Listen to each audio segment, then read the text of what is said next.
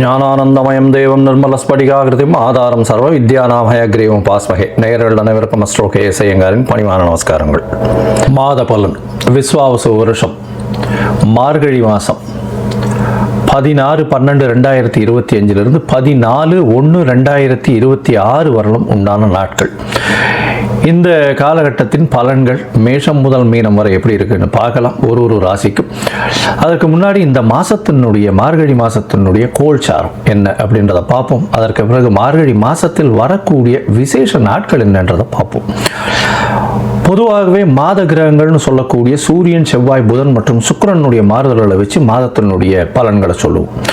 சூரியன் ஒரு ராசியிலிருந்து அடுத்த ராசிக்கு செல்றதை சௌரமான மாதம் என்பதை வச்சு நம்ம மார்கழி அப்படின்ற தனுர் மாதம் அப்படின்னு சொல்லக்கூடிய மார்கழி மாதத்தை கொண்டாடுறோம். இந்த மார்கழி மாதம் அப்படின்றது தட்சிணாயனத்தின் கடைசி மாதம். அதாவது 6 மாதம் உத்தராயணம், 6 மாதம் தட்சிணாயனம். அதனால் 6 மாதம் ஆடி மாதத்துக்கு அப்புறத்துலேருந்து பார்த்தாலேயானால் உங்களுக்கு 6 மாதம் தனுர் மாதம் வரலும் தட்சிணாயனம் வரும்.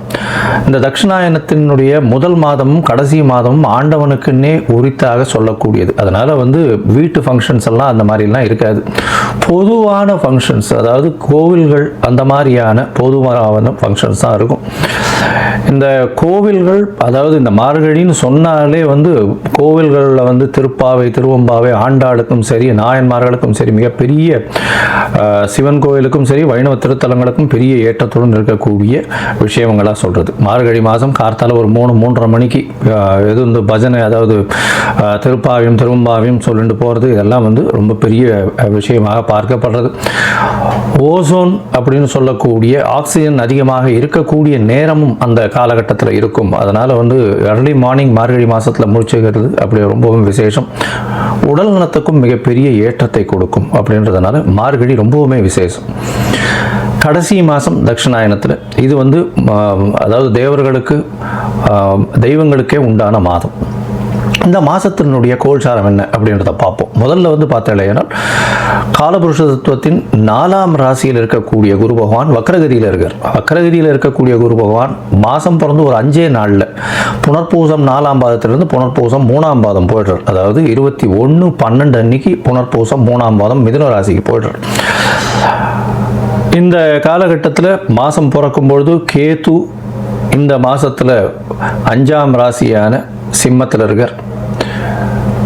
இந்த மாதத்தில் 8ஆம் ராசின்னு சொல்லக்கூடிய விருச்சிகத்தில் புதனும் சுக்கிரனும், தனுசுல சூரியனும் செவ்வாயும், கும்பத்தில் சனியும் ராகுவும் இருக்கா. இந்த மாதத்தில் வரக்கூடிய மாற்றங்கள்னு பார்த்தோம்னா 21ஆம் தேதி குரு வக்ர நிலையில் இருக்கக்கூடிய குரு புனர்பூசம் 4ஆம் பாதத்திலிருந்து புனர்பூசம் 3ஆம் பாதம் மிதுன ராசிக்கு போடுறார். 22ஆம் தேதி புதன் இந்த மாதத்தில் 22/12/2025 அன்னைக்கு விருச்சிகத்திலிருந்து தனுசுக்கு போகிறார். அதற்கப்புறம் 27ஆம் தேதி சுக்கிரன் இந்த மாதத்தில் 22ஆம் தேதி சுக்கிரன் விருச்சிகத்திலிருந்து தனுசுக்கு போகிறார்.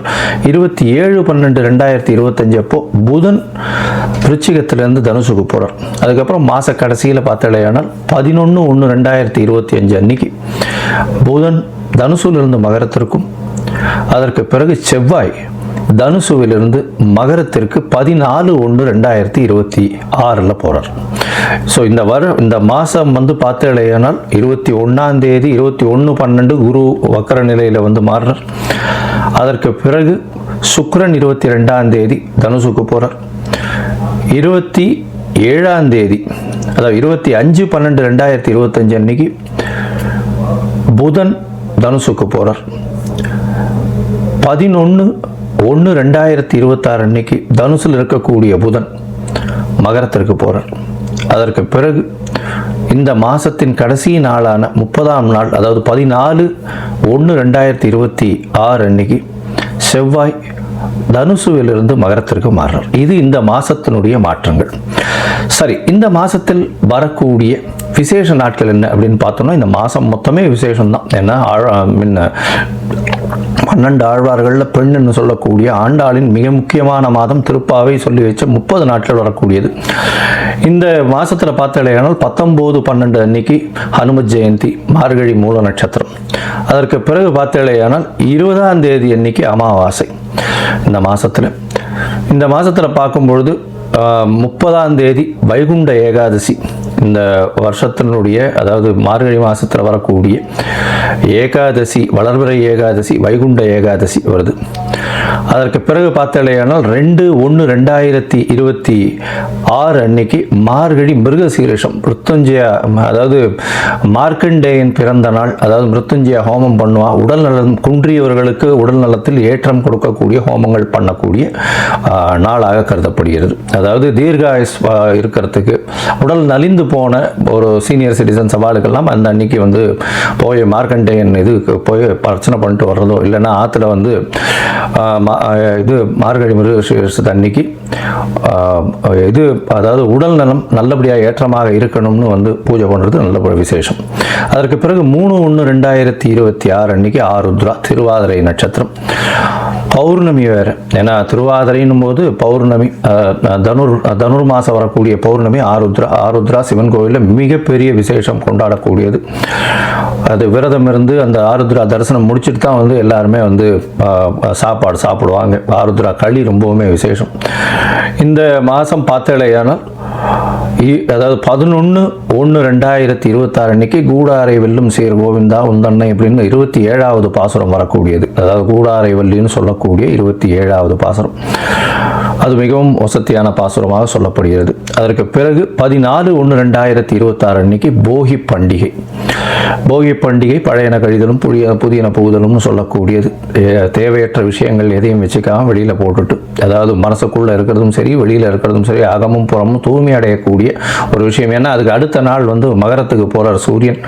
உத்தராயணம் பிறகுறது மிகப்பெரிய ஏற்றமான காலம், எல்லா விதமான நன்மைகளும் நடக்கக்கூடிய காலம். இப்போ நடந்ததை விட அதிகப்படியாக நடக்கக்கூடிய விசேஷங்கள் உண்டு. சரி, இப்போ மேஷம் முதல் மீனம் வரை ஒரு ராசியாக என்னென்ன மாற்றங்கள் என்னென்ன ஏற்றங்கள் இருக்குன்னு பார்ப்போம். அதுக்கு முன்னாடி என்னுடைய மொபைல் நம்பர் கீழே ஸ்க்ராலிங்கில் போயின்னு இருக்கோம். உங்களுக்கு அஸ்ட்ராலாஜிக்கல் கன்சல்ட் தேவைப்பட்டதுன்னா எனக்கு ஃபோன் பண்ணுங்க. உங்களுடைய date, time, place of birth கொடுங்க. உங்களுடைய ஜாதகத்தை போடுறேன். உங்களுக்கு உங்களுடைய நீங்கள் போட்ட உடனே உங்களுடைய கட்டணம் என்னன்னு சொல்கிறேன். அந்த கட்டணத்தை செலுத்திட்டு யூடிஆர் நம்பர் ஷேர் பண்ணுங்க. உங்களுடைய ஜாதகத்தை போடுறேன். சந்தி இருக்கான்னு பார்த்துட்டு உங்களுடைய ஜாதகத்தை போட்டுட்டு அதுக்கப்புறம் உங்களுக்கு அப்பாயின்மெண்ட் தரேன்.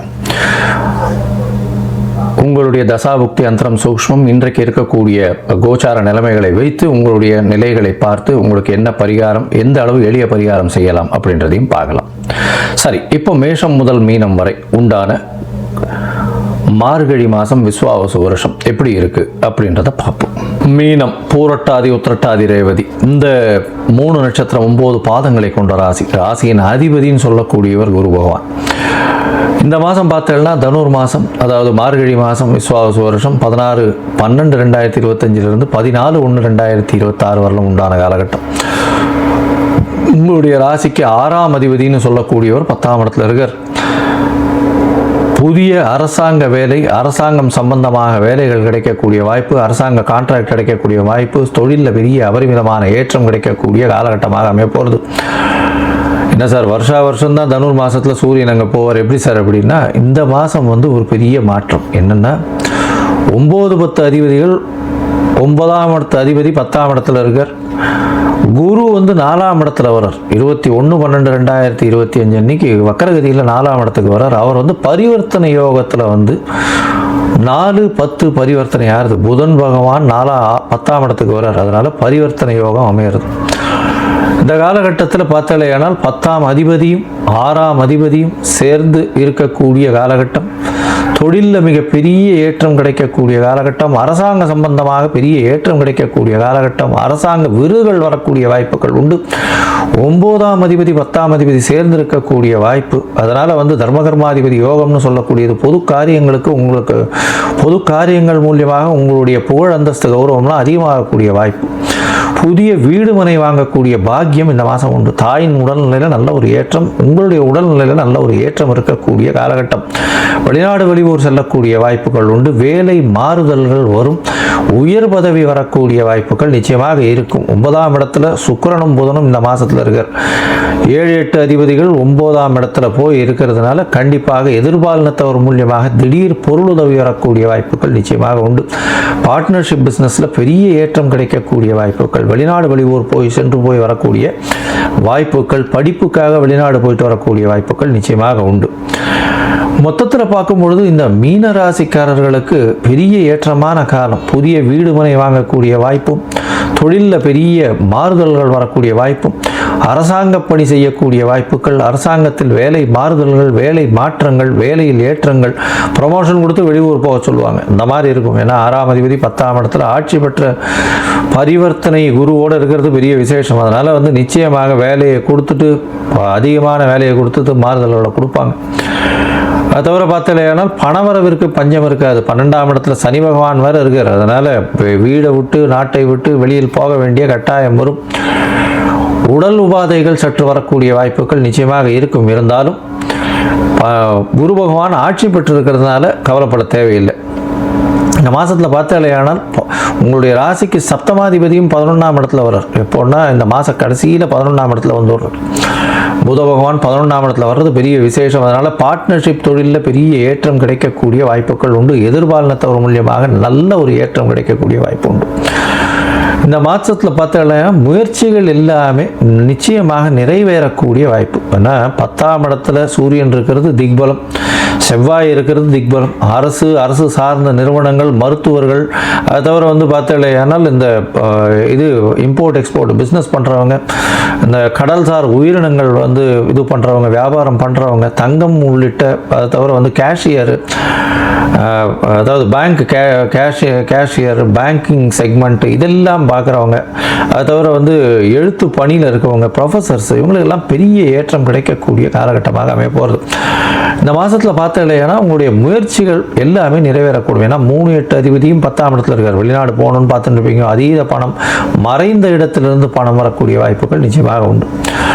மொத்தத்தில் இந்த காலகட்டத்தில் முயற்சிகள் நல்லபடியாகவே இருக்கும். சில நாட்கள் முயற்சியை தவிர்க்கிறது நல்லது. அந்த சில நாட்கள் அப்படின்னு சொல்லக்கூடியது சந்திராஷ்டம நாட்கள் அப்படின்னு சொல்கிறோம். இந்த சந்திராஷ்டம நாட்கள் என்னென்னைக்கு வருது அப்படின்னு பார்த்தோம்னா 16/12/2025 17/12/2025 வரலமும், 11/1/2026 13/1/2026 வரணும் உண்டான காலகட்டம் சந்திராஷ்டம நாட்களாக இருக்குது. இந்த காலகட்டத்தில் புதிய முயற்சி வேண்டாம், வெளியூர் வெளிமாநிலம் பிரயாணம் வேண்டாம்னு சொல்கிறோம். ஒருவேளை பண்ண வேண்டி இருந்ததே ஆனால் சந்திர பகவானுக்கு உண்டான எளிய பரிகாரம், அருகில் இருக்கக்கூடிய கோசாலையில் உங்களால் முடிஞ்ச அகத்திக்கீரை கட்டு வாங்கி கொடுத்துட்டு போங்க. உங்களுக்கு உண்டான சந்திராஷ்டமத்தின் தாக்கம் நிச்சயமாக குறையும். இந்த மாதத்தில் அருகில் இருக்கக்கூடிய குரு பகவான், அதாவது தட்சிணாமூர்த்தியை போய் வலம் வந்துட்டு வாங்கும். வியாழக்கிழமை அன்னைக்கு தட்சிணாமூர்த்தியை போய் 3 தரம் சுற்றிட்டு வாங்க. எலுமிச்சம்பழம் மாலை ஒன்று போடுங்க. மூக்கு கடலை சுண்டல் பண்ணுங்க. அது பண்ணுறதன் மூலியமாக உங்களுடைய பிரச்சனைகள் எதுவாக இருந்தாலும் நிச்சயமான வெற்றியை தேடி வெற்றி குமியக்கூடிய வாய்ப்புகள் நிச்சயம் உண்டு.